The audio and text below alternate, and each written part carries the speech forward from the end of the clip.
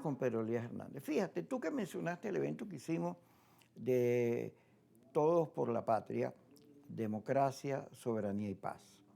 Ese es un evento de un grupo de gente, distintos partidos, grupos, que está planteando desde una postura de oposición, de sociedad democrática más que de oposición, la defensa de la soberanía por la vía de la paz, pero además generando en el camino hacia la paz que la democracia sea la salida a tanto conflicto, a tanto odio, en tanto que, bueno, regule las diferencias, permita resolverlas sin matarnos.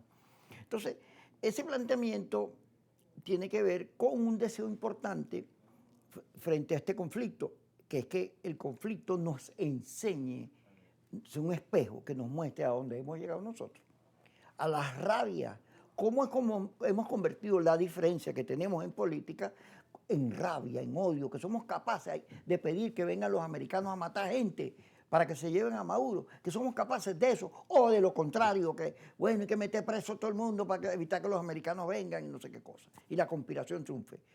Esos odios tienen que deponerse.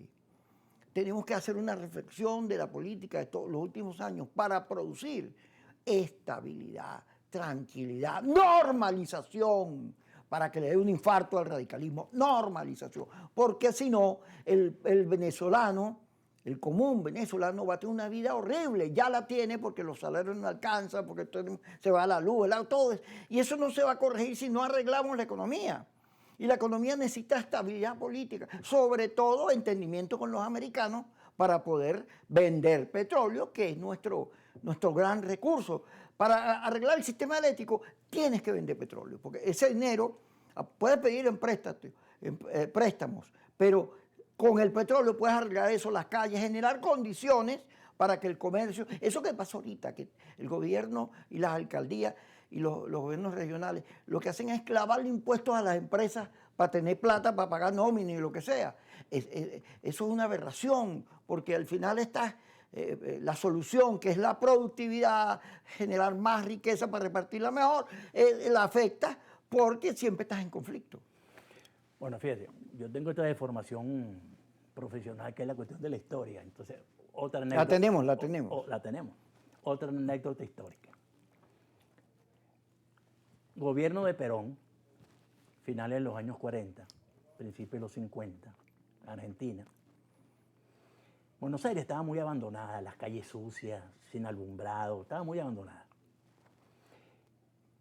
Y al mismo tiempo el gobierno estaba con una campaña muy fuerte de enfrentamiento con los Estados Unidos, de reforzamiento de todos los valores patrióticos, no sé qué cosa.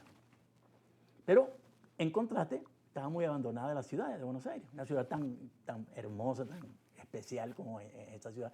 Pero estaba pasando por un mal momento de abandono y de mala gestión, sucia, oscurecida. Y la propaganda, intensa propaganda nacionalista, patriótica por parte del gobierno de Perón. Por cierto, un enfrentamiento con los Estados Unidos. Y salió Jorge Luis Borges y les dijo al gobierno: mire, señor Perón y peronistas, que las calles también son la patria. Arreglen las calles. Yo creo que aquí podemos parafrasear un poco a Jorge Luis Borges. El bolsillo también es la patria, el bolsillo de los venezolanos. Esto que tú acabas de mencionar, chicos, el problema de la carestía, el problema de los ingresos, eso es una tragedia nacional. Y regresando a Sun Tzu, que al principio del programa lo mencionaba, las guerras son torneos morales donde sin plantar batalla necesariamente podemos definir y llegar a conclusiones satisfactorias, la superioridad moral. Venezuela también necesita un escudo moral. La relación política con el fenómeno de la guerra no solamente es militar.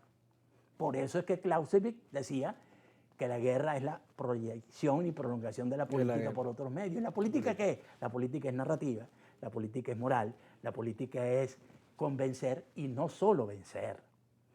Venezuela también, y hay que hacer un llamado en general, hay que montar, y sé que uno de los objetivos de ese acto fue ese, un gran escudo moral uniendo al país en función de su defensa soberana, pero sobre todo defendiendo el bienestar material de los venezolanos, porque un pueblo precarizado va a ser difícil que pueda tener las ganas y pueda tener la voluntad de defender como debe ser esta amada patria.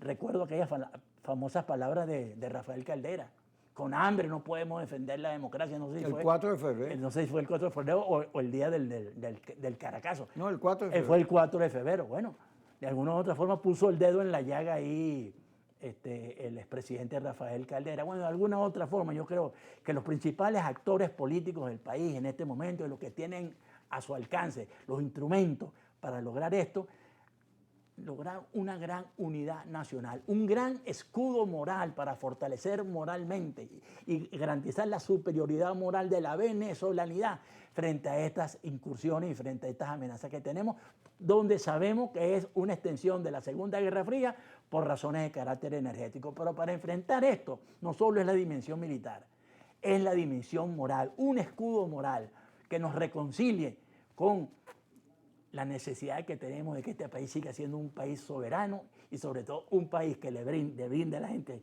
posibilidades de soberanía, de nacionalidad, pero que también le garantice bienestar material. Yo creo que esto es un punto clave, Kiko.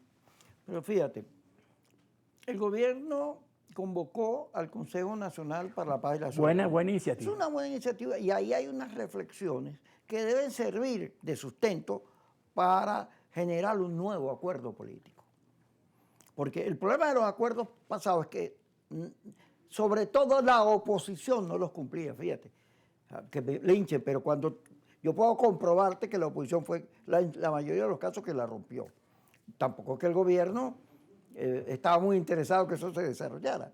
Pero ese acuerdo que está planteado hoy, la primera regla del acuerdo es sentarse, reconocerse. Así es. Por lo cual, yo no voy a pelear con el gobierno en este instante a decirle cantidad, no, porque a mí me interesa sentarme con el gobierno para discutir qué hacemos para que no nos pase más esto. Esta cosa que llegamos casi que a una intervención, todavía no sabemos si eso va a pasar o no, ¿no? Pero la advertencia de que el conflicto se puede poner peor tiene que obligarnos a sentarnos para, uno, lo primero, la patria es sagrada.